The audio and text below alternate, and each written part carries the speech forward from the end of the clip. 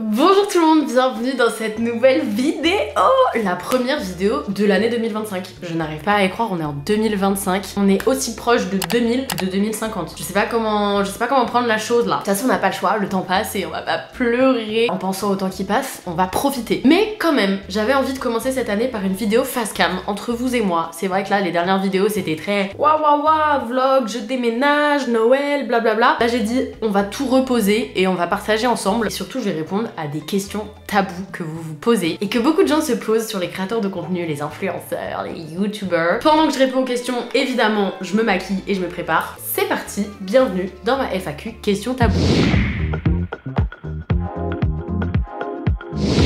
Je suis chez mes parents à l'île de Ré, donc du coup le fond n'est pas hyper ouf, j'essaie de faire au mieux. Qu'est-ce que c'est les goals là de cette année? Nouvelle année, j'arrête d'être timide, j'arrête de pas oser dire non, je m'affirme, je pose le poing sur la table, je dis aux gens ce que je pense, je fais pousser mes cheveux, là je suis en mode projet cheveux longs. Franchement ils ont grave poussé depuis la dernière fois que... depuis qu'ils étaient courts. Avant j'avais un carré comme ça, et là j'ai décidé que j'arrêtais les décolos, que j'en prenais hyper soin, je fais des soins tout le temps et tout, et surtout j'ai commencé une cure pour les cheveux Luxéol. Laissez-moi vous en parler parce qu'ils sponsorisent cette vidéo. Même pendant les fêtes j'ai ramené ma petite cure avec moi parce qu'en gros mes cheveux sont en bonne santé globalement mais j'en perds beaucoup, donc je perds en masse et du coup en bas ils sont hyper fragiles donc ils se cassent, donc j'arrive pas à avoir les cheveux longs. Je teste la cure pousse et j'en suis trop contente les gars, j'ai tellement pris en densité et surtout en santé et en force du cheveu, genre vraiment mes cheveux n'ont jamais été en aussi bonne santé. La star de la routine c'est ces petites gummies que j'ai bien entamées. Ça fait genre 2 semaines que j'ai vraiment commencé la cure, faut en prendre 2 fois par jour et en gros ça va aider à fortifier tes cheveux, tes ongles aussi. Pareil mes ongles c'est une catastrophe, enfin c'était une catastrophe parce que j'ai fait trop de semi-permanents et du coup ils étaient totalement détruits, donc là je suis en train maintenant de les récupérer. Luxéol c'est une marque française de compléments alimentaires et de produits cosmétiques dédiés aux cheveux. Donc vous avez plusieurs gammes, il y a anti-chute, la gamme pousse comme j'ai aujourd'hui, mais il y a vraiment plein de gammes, je vous laisse aller chercher sur le site en fonction des besoins de vos cheveux. J'ai le shampoing et j'ai le soin que je fais 3 fois par semaine et j'ai aussi le sérum que tu mets directement dans le cuir chevelu, là je l'ai pas avec moi. Et après les gummies c'est les compléments alimentaires que vous prenez quotidiennement. Et d'ailleurs on me demande beaucoup ouais est-ce que les produits Luxéol etc pour la pousse de cheveux c'est compatible avec l'épilation définitive? Sachez que oui, parce que moi quand Luxéol m'ont approché, m'ont demandé de tester leur cure, je leur ai dit alors y a pas de souci, mon rêve c'est d'avoir les cheveux longs, mais juste j'ai trop peur parce que je fais l'épilation définitive donc j'ai pas envie que ça me fasse tout repousser. Et ils m'ont dit ah non pas de souci, là c'est vraiment focus, enfin, en tout cas cette gamme c'est focus cheveux, c'est focus ongles, mais ça va pas faire repousser tous les poils de votre corps. Ils sont sans sucre avec du gélifiant d'origine végétale. Moi je les prends au petit déj, j'en prends 2, hop nickel, et je sens déjà que comme je vous disais mes ongles, mais c'était tellement une catastrophe. Je sens que vraiment ils poussent, mais c'est des ongles en bonne santé qui poussent. C'est pas genre mes pauvres ongles tout fins qui se cassaient au bout de 2 secondes, donc je suis trop contente. J'ai pas pris énormément vu que ça fait que 2 semaines que j'ai commencé la cure. J'ai l'impression qu'ils sont quand même plus forts au cuir chevelu et après on va voir comment ils vont pousser. Je vous ferai de toute façon un avant-après en story Instagram qui va venir favoriser la croissance et l'état des cheveux. C'est grâce à la prêle des champs. C'est un ingrédient naturel qui a du coup dans ces petits gummies et vraiment donné de la force aux cheveux. J'en avais parlé en story, je vous avais dit ouais est-ce que vous connaissez Luxéol, est-ce que ça marche etc. Et j'ai eu que des retours positifs en mode oui vraiment moi j'ai gagné de la force, mes cheveux ils ont poussé. Pour l'instant Luxéol c'est un 10 sur 10 et si vous avez aussi envie de tester une cure, vous avez un code promo évidemment. Vous avez moins 30% sur tout le site Luxéol avec le code JUSTEZOÉ. Donc voilà, si vous avez envie de tester la marque et de vous aussi vous faire votre propre expérience, surtout de prendre soin de vos cheveux, il y a vraiment comme je vous ai dit plein de catégories différentes en fonction de vos besoins. J'ai l'impression que mes cheveux ont quand même bien poussé, donc je vous ferai le vrai avant-après au bout de 30 jours de cure sur Instagram. J'ai pris une photo au tout début, on verra où est-ce qu'on en est. En tout cas j'ai que des bons retours et pour l'instant je suis ravie de Luxéol. On va maintenant passer à la première question qui est la question qui est revenue je pense le plus. Oui, je prends une contraception, vraiment parce que je suis une énorme flippette d'être enceinte, genre ma phobie être enceinte, maintenant en tout cas, genre j'aimerais bien avoir des enfants mais pas tout de suite. Du coup je prends la pilule, franchement je trouve que la pilule c'est ce qui me convient le mieux en termes d'utilisation parce que j'ai hésité à mettre l'implant un jour mais je ne supporte pas avoir quelque chose sous ma peau, genre ça me... le stérilet, ce serait plus naturel, ce serait mieux, mais j'ai beaucoup trop de... je sais pas. En fait, c'est le fait d'avoir un truc dans mon corps physiquement, un bout de quelque chose dans mon corps, ça me... je sais pas, ça me met un peu une distance. Et du coup, la pilule, même si je sais que c'est pas ouf ce qu'il y a dedans, franchement, je l'oublie jamais et j'ai l'impression que c'est quand même quelque chose qui me convient parce que, voilà, je sais où j'en suis. Je prends Minerva parce que c'est une pilule qui aide aussi à avoir, à réduire l'acné, à gérer les hormones, tout ça. Ah non, mon beauty blender, il est tombé par terre, ça me dégoûte. Et après les effets indésirables, bah oui, franchement, les sauts d'humeur. Et c'est pour ça que je l'avais arrêté quand j'étais partie en Australie, parce qu'en fait je me reconnaissais pas, je me trouvais trop à vif, soit j'étais très heureuse, soit j'étais très triste. Je crois que je vous avais fait une vidéo même, j'ai arrêté ma pilule. Mais ouais, je l'avais arrêté et du coup je l'ai arrêté genre 1 an et demi et je l'ai reprise parce que bah pas confiance en juste des préservatifs, alors que c'est le truc le plus sûr. Et en fait je me suis rendu compte que un peu toujours des sauts d'humeur, mais beaucoup moins. Et j'ai l'impression que en fait les sauts d'humeur liés à la pilule contraceptive, c'est surtout aussi en fonction de comment tu es dans ta vie. C'est vrai que moi avant quand je la prenais, j'étais peut-être un peu perdue, je savais pas trop comment gérer mes émotions, je ressentais des choses pour la première fois. Bah j'arrive mieux à gérer le truc et j'ai moins l'impression que la pilule me contrôle. C'est plus moi qui contrôle mes émotions. C'est pas mon rôle de vous dire prenez telle contraception, prenez telle contraception. C'est mon rôle de vous dire protégez-vous. Voilà, presque pour les IST, les maladies sexuellement transmissibles, tout ça, faut se protéger, faut faire des tests. N'ayez jamais de rapport sexuel sans préservatif si la personne n'a pas fait de test et si vous ne connaissez pas la personne. Enfin franchement c'est la base des bases. C'est bien de les faire. Moi je sais que j'ai un rendez-vous chez ma gynéco 1 fois par an et à chaque fois je refais les tests juste pour m'assurer que voilà, même si normalement il n'y a pas de risque, mais mieux vaut prévenir que guérir. Alors je suis un peu shy parce qu'il y a mes frères derrière de l'autre côté. Une question qui reste quand même dans le même thème, comment tu as annoncé à tes parents que tu avais fait ta première fois?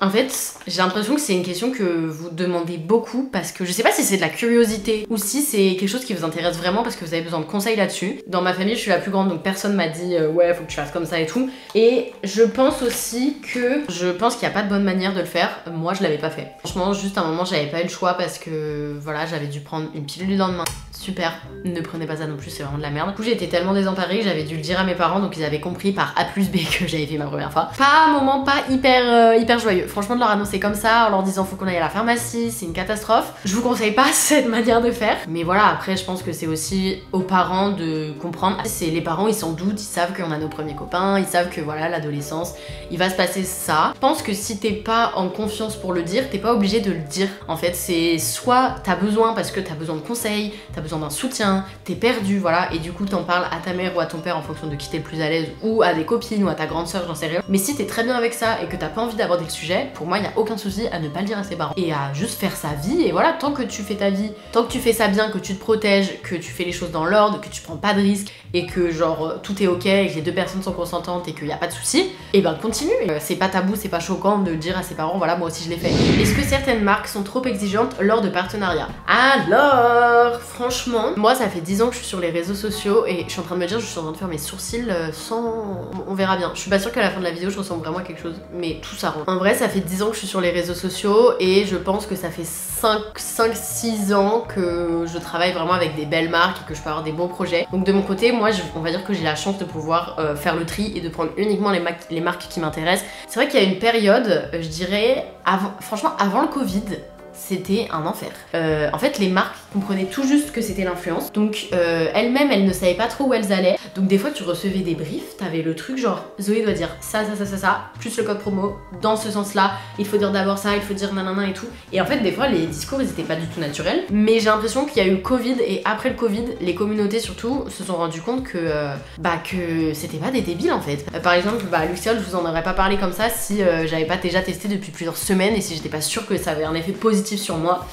Donc j'ai l'impression que les marques comprennent ça, comprennent le fait que faut pas imposer à la personne, faut lui faire confiance, faut lui dire. Des fois moi j'ai des OP, je reçois le truc, je suis en mode genre ce que vous me dites ça ne marchera pas, genre je sais que les gens vont zapper. Par exemple sur Instagram, je vais pas faire une vidéo face cam comme ça où je parle d'un produit pendant 1 minute, ça n'a pas de sens, les gens s'en foutent, ça donne même pas envie de tester le produit, voilà. Je vais arriver, on va raconter une situation, je vais parler du produit, je vais le mettre en action. Et aussi ce qui a changé dans la communication des produits, des marques, des OP, etc. et qui est en train de changer dans la tête des marques, c'est que en fait maintenant t'as tellement de plateformes. Il y a TikTok, il y a Insta, il y a YouTube, il y a Twitch, il y a Snap. Chaque plateforme a ses techniques de création et tu ne peux pas faire la même chose partout. Mon rôle c'est de faire comprendre aux marques, le rôle de mon agent c'est de faire comprendre ça aux marques, et il y a des marques que j'aime trop et la plupart des marques avec qui je travaille c'est qu'elles ont compris, elles me font confiance et c'est comme ça aussi que ça marche. Donc oui, il y a encore des marques qui sont un peu à la ramasse, mais ça change énormément et les gens ont compris par les lois qui sont passées, par les efforts des créateurs pour montrer que c'est vraiment une création de contenu et le produit vient s'inclure dedans. C'est pas moi qui vais m'adapter à la marque. C'est la marque qui va s'adapter à moi, sinon tout le monde s'en bat les couilles. Combien vous a coûté l'appartement à Marrakech? Attendez, je vais juste faire une petite pause pour mettre mon mascara parce que j'arriverai pas à le mettre en parlant. Je ne suis pas propriétaire à Marrakech, pour l'instant j'ai pas voulu acheter, même s'il y a de très bonnes affaires à faire. Je me suis dit déjà meuf, tu déménages dans un autre continent, calme-toi, fais une location, teste la vie là-bas. Du coup, pour un appart de 120 mètres carrés, 2 chambres, 2 salles de bain, je paye 1000 € par mois. Donc voilà, franchement quand on compare au prix à Paris, c'est rien. Après il y en a plein qui pensent que Marrakech c'est genre grave pas cher, que pour 200 balles t'as un bed d'appartement et tout, mais non quand même, voilà, ça monte. Est-ce que ta famille et Pimprenel s'entendent bien? Franchement ils s'entendent hyper bien. Après j'avoue qu'ils ne se voient pas hyper souvent vu que Sacha habite au Maroc, moi aussi maintenant. Ils se sont vus 4 fois à chaque fois, genre 5-6 jours. Et ouais non franchement tout se passe bien, ils s'entendent bien. J'aimerais bien qu'ils se voient plus parce que moi je suis très famille et bah voilà, j'aimerais trop que Sacha fasse vraiment dans la famille H24 et tout, mais moi-même je les vois pas souvent ma famille, donc c'est cool, ça se passe bien. Donc je suis très contente parce que j'avoue que si ma famille n'aimait pas mon mec ou si mon mec n'aimait pas ma famille, ce serait un peu ma hantise. Je sais pas comment je gérerais cette situation, j'avoue. Bah j'espère que ça n'arrive jamais, de toute façon ça ne va jamais arriver vu que je vais me marier avec Sacha. Wouh. Ensuite, la question pour laquelle vous avez cliqué sur cette vidéo, je vous connais mes amis. Combien est-ce que tu gagnes par mois? Oh putain, les gars, c'est bon, écoutez, on a dit nouvelle année 2025, on a dit répondre à des questions tabous, je vais pas faire de blabla, je vais pas vous dire gna gna gna gna gna, je vais vous donner mon salaire. Mon salaire. Juste reconstitution, comment ça se passe dans l'organisation des créateurs de contenu, enfin en tout cas mon organisation. J'ai créé une société il y a maintenant 5 ans, 4 ans, je sais plus. Ça fait 6 ans, j'allais me tuer, j'ai 40 000 ans. Parce que au début en fait pour gagner, quand je gagnais de l'argent, pour le déclarer, il fallait que j'ai une société. Sauf que moi j'étais encore mineure, donc du coup c'est ma mère qui a créé la société et que c'était elle la présidente. Donc la société a 6 ans, dedans j'ai ma mère qui est salariée, il y a ma soeur qui est alternante, et ensuite je travaille avec des freelances, que ce soit ma monteuse, des graphistes, je sais pas, des stylistes, des gens quand j'ai besoin, des photographes, etc. Tout ça c'est en freelance, il y a personne qui est embauché par moi à temps plein sauf ma soeur et ma mère. Et moi du coup je suis aussi salariée de ma propre société vu que je suis directrice. Comment ça se passe quand une marque arrive vers moi et veut me payer? Déjà ça passe par mon agence qui prend du coup 25% de ce que je fais, parce qu'ils s'occupent de toute la négociation, ils s'occupent de tous les contrats, les factures, les machins, bref c'est eux qui gèrent toute cette partie. Donc du coup moi il me reste 75% qui arrivent dans ma société. Hop, ding dong, petit virement, Zoé a reçu un certain montant, blablabla. Ce montant-là, il est sur ma société. Mais moi, c'est pas ma société. Moi, je peux pas aller faire mes courses et me dire je paye avec ma société. Faut que ça soit des choses qui servent au bien-être de mon business. Donc je peux acheter avec ma société des caméras, je peux acheter je peux louer un studio, je peux payer un photographe, je peux acheter, je sais pas, si je fais une vidéo où je teste des choses, bah j'achète ces choses-là avec ma société. Mais le reste des choses, ça ne m'appartient pas, ça appartient à une entité et cette entité ne peut pas payer tout et n'importe quoi. Si jamais je veux récupérer ces sous-là pour partir en vacances justement, si je veux sortir ces sous-là, bah évidemment, vu qu'on est en France, je paye des impôts. Les impôts, je vais pas rentrer dans les détails parce que moi-même je me perds et je veux pas dire n'importe quoi, mais grosso modo, tu retires 45% parce qu'il y a les impôts sur les sous. Donc imaginez j'ai 10 000 €, déjà j'ai donné 25% à mon agence, ensuite j'enlève 45% que je donne à l'État, 4 125. Ça veut dire que sur 10 000 €, moi si je veux je peux récupérer 4 125, ce qui est énorme. Mais juste je voulais vous expliquer ça pour que vous voyez que genre c'est pas la marque me paye en direct parce que c'est pas légal, que voilà il faut payer des taxes, il faut payer des choses, c'est pour ça que la plupart des gens se cassent à l'étranger. D'ailleurs j'ai eu beaucoup ce retour quand j'ai dit je déménage à Marrakech et tout, est-ce que c'est pour les impôts, je sais pas quoi, pas du tout, vraiment pas du tout. Je ne suis pas résidente marocaine, je suis encore résidente en France, je suis fiscalement déclarée en France, mon activité est en France. Bref, donc vous vous doutez bien que je vais pas à chaque fois sortir mes sous comme ça et payer des tonnes d'impôts. En tant que dirigeante de ma société, je gagne 4 000 € par mois. C'est le salaire que je me verse sur mon compte personnel. Donc je sais que c'est un gros salaire et j'en suis consciente et je suis très contente et je suis très reconnaissante à mon âge d'avoir ce salaire là, et voilà, et ça sert aussi à placer, que je vais servir ensuite pour faire des placements financiers, etc. Bref. Et je sais pas pourquoi en France il y a grave un tabou autour des gens qui gagnent bien leur vie et je trouve ça trop dommage parce que déjà en tant que créateur on n'a pas forcément tout le temps envie de dire combien on gagne parce que bon c'est un métier qui a été beaucoup critiqué, etc. Mais globalement les gens qui gagnent bien leur vie ne le disent pas. C'est limite honteux de bien gagner sa vie, c'est un peu faut garder ça secret, machin et tout. Alors que par exemple tu vas aux États-Unis, les gens qui gagnent bien leur vie, ils le crient sur tous les toits, ils le montrent, ils sont fiers et c'est trop bien. Et les gens qui n'ont pas encore atteint leur niveau de salaire, ils s'en inspirent pouvoir atteindre cet objectif. Et en France, on n'a pas ça. En France, c'est direct, oh, mais tu gagnes 3500 €, mais que t'aies fait des études, que t'aies pas fait d'études, que t'aies lancé le bon truc au bon moment, que t'aies rencontré la bonne personne, etc. On s'en fout de comment les personnes en sont arrivées là. Tant qu'elles sont là, qu'elles sont bien avec elles et qu'elles profitent de leur vie, je vois pas pourquoi est-ce qu'en France, on est toujours là à critiquer. C'est un peu facile, je trouve. Et du coup, c'est dommage parce que quand tu gagnes bien ta vie, t'aimes pas le dire. Je sais que si la vidéo marche, qu'elle est en tendance, va y avoir des petits messieurs qui vont dire 4000 € pour faire des photos dans sa chambre. Je prends pas tes sous, genre j'ai gagné mes sous, j'ai gagné ça parce que genre j'ai fait les bons choix au bon moment. Et je vole ces sous là à personne, donc pourquoi est-ce que tu viens me gueuler dessus?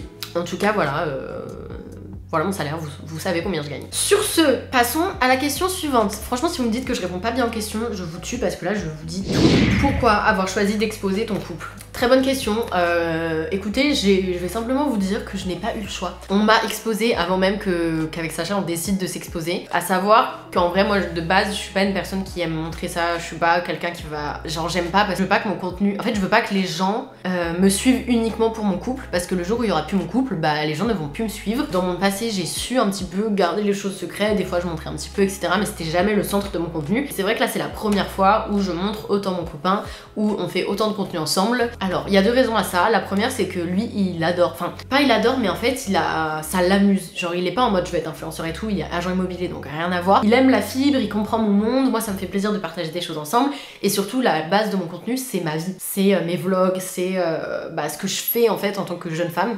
Et du coup, ça devenait dur aussi dans mes anciennes relations de cacher cette partie de ma vie. Je filme tout en fait. Donc en fait, à chaque fois de réfléchir de ah là, je peux pas filmer parce qu'on va voir ça. Ah là, je peux pas dire ça parce que le contenu devenait plus du tout naturel. Au bout d'un moment, on n'a pas eu le choix parce qu'il y a un mec, je vous en ai déjà parlé dans une vidéo, il y a un mec qui a fait un TikTok sur nous deux, qui a stalké, qui nous a cherché dans les abonnements, qui a stalké Sacha, qui a blablabla. Bref, qui a fait un TikTok en mode Juste Zoé en couple avec Sacha. Et bref, le TikTok a percé, il y a eu des millions de vues, donc tout le monde avait deviné qui était mon mec, tout le monde connaissait le nom de Sacha, son prénom, son pseudo Instagram, donc on avait tous les deux des millions de notifs, de DM, de trucs, de questions. Et en fait, ça m'a gavé que quelqu'un me prenne ça, quelqu'un me prenne genre cette partie que j'essayais un peu de garder privée. Et du coup je me suis dit tu sais quoi, ok t'as lancé le truc, très bien, maintenant j'assume et je vais pas être en mode à vouloir étouffer un petit peu cette polémique et je vais l'assumer et je vais dire ouais ok c'est nous deux voilà.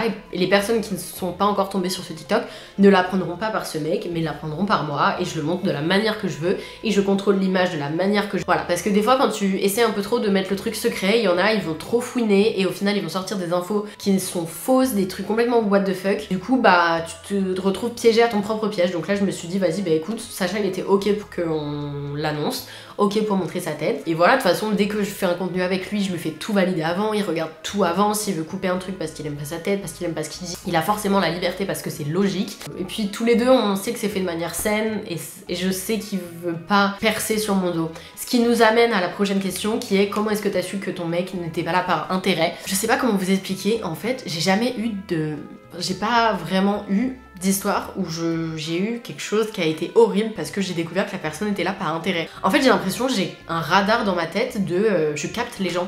Sacha, il faut savoir que quand on s'est rencontrés il me connaissait pas du tout, il savait même pas que j'étais influenceuse donc ça m'arrangeait très bien. Après il m'a stalké comme un gros malade mental quand il a appris ça. Je sais pas comment expliquer, en fait on parlait pas de ça. En fait les gens qui sont souvent là par intérêt, ils parlent souvent de ça, ils parlent souvent de ce que je montre sur mes réseaux, ils parlent souvent de ah et machin comment ça s'est passé, ah j'ai vu que t'avais fait ça, ah tu vas faire ça, ah non. Et là on parlait pas du tout de ça, genre vraiment on parlait juste de ma vie, de moi et de en général ce qu'on vivait. En fait j'ai limite oublié que j'étais à côté créatrice de contenu et ça s'est fait hyper naturellement. Et je sais que comprendre aussi quand les personnes sont pas là par intérêt, c'est qu'elles vont pas tout en forcer pour être en story, pour être machin. Sacha, on s'est mis en couple au bout de 6 mois où on se connaissait, il m'a jamais demandé genre ah mets-moi en story, ah tu peux me taguer, ah nan ah et tu peux me faire la pub pour ça, ah et tu peux, et j'ai un pote qui nan. Genre c'est moi la première qui lui ai dit est-ce que tu veux que je poste une photo de nous, est-ce que je te tag, est-ce que je te tag pas, est-ce que comment ça se passe et tout, c'est moi qui ai choisi de l'exposer. Encore aujourd'hui, jamais de la vie, il me dit tu peux mettre ça en story, tu peux me taguer et tout, mais pas du tout, c'est moi qui choisis tout. Et du coup, je pense que c'est là où tu vois que c'est pas par intérêt. Donne autant qu'il me donne, et du coup, c'est pas à sens unique, et du coup, j'ai pas. Enfin voilà, je pense que c'est un truc dans ma tête qui capte les gens en fait. Genre, je remarque un peu, j'ai un peu un radar, vu que j'ai commencé hyper jeune. Je pense que j'ai grandi en ayant tout le temps ce truc de meuf, fais attention, t'es exposée, tu sais pas vraiment ce que veulent les gens, blablabla. Dès que j'avais un petit doute, vu que de base je suis pas la meuf la plus sociable du monde et que je suis quand même un peu timide, je fermais un peu les portes et j'étais en mode Ok, j'analyse, après je vois. Donc voilà. La prochaine c'est comment tu gères ta santé mentale sur les réseaux sociaux. Jusqu'ici, je crois que je m'en foutais et que je mettais grave ce truc de côté et que je ne captais pas. Mais j'ai l'impression que depuis un peu moins d'un an, j'ai beaucoup plus d'anxiété, j'ai beaucoup plus de moments où juste je sens qu'il y a un mini stress, une mini angoisse qui vient. J'arrive très bien à la gérer et j'arrive à l'oublier et à genre faire passer le truc. Mais avant j'avais pas du tout ça. Même du stress où genre je sors dehors, je vois un grand groupe de jeunes, j'aime pas, j'ai envie de changer de trottoir, genre ça me stresse. On me dit tu vas au bar, mais une angoisse pour moi de passer devant le bar. Mais même si les gens s'en foutent totalement de moi et ne me reconnaissent pas du tout, inconsciemment ça m'a créé un truc et j'ai l'impression que tout se réveille un peu maintenant. Et donc je me posais la question justement si c'était pas bien, enfin si j'irais pas faire un rendez-vous juste avec une psychologue, juste pour en parler, pour voir. Parce qu'en vrai c'est toujours bien de faire un rendez-vous avec une psychologue. Mais j'avoue que jusqu'ici j'étais je pense dans le déni, ou alors juste je sais pas trop ce qui a changé entre avant et maintenant. Mais c'est vrai que c'est un sujet où je me pose de plus en plus de questions, peut-être qu'on en parle aussi de plus en plus sur les réseaux, donc ça m'alerte sur certains trucs, ou peut-être juste que je grandis, donc je réalise peut-être des trucs que je ne réalisais pas avant. Je sors un petit peu de l'âge adulte, de l'adolescent, où avant j'étais juste là en mode ouais je kiffe mon métier, je kiffe avec mes potes et voilà. Là je suis un peu en mode ta vie et what the fuck. Est-ce que c'est pas un peu stressant parfois? Il faudrait que je gère parce que des fois je me retrouve dans des... Genre là cette année plusieurs fois je me suis retrouvée en angoisse, genre limite petite crise d'angoisse et tout. Pour rien en plus, pour rien ça se déclenche. C'est pas forcément des rapports avec des trucs de mon taf et tout, mais c'est juste je sais pas trop ce qui se passe. Voilà pour cette réponse. Si vous avez des conseils, je veux bien. Bref, c'est tout pour cette petite story time. J'espère... Story time, c'était pas du tout une story time, j'ai trop parlé. Nouvelle année, je vais aller dormir et puis je me reviendrai l'année prochaine quand j'arriverai à aligner 2 mots. J'espère que vous avez eu les réponses que vous attendiez. J'espère que j'ai été honnête avec vous. Voilà, n'hésitez pas à me dire tout ça en commentaire, à mettre un like, à vous abonner, à partager la vidéo. Et voilà, je vous souhaite à tous une très belle année 2025. On se retrouve la semaine prochaine pour une nouvelle vidéo. Bisous. Some of them might look a bit like you. Some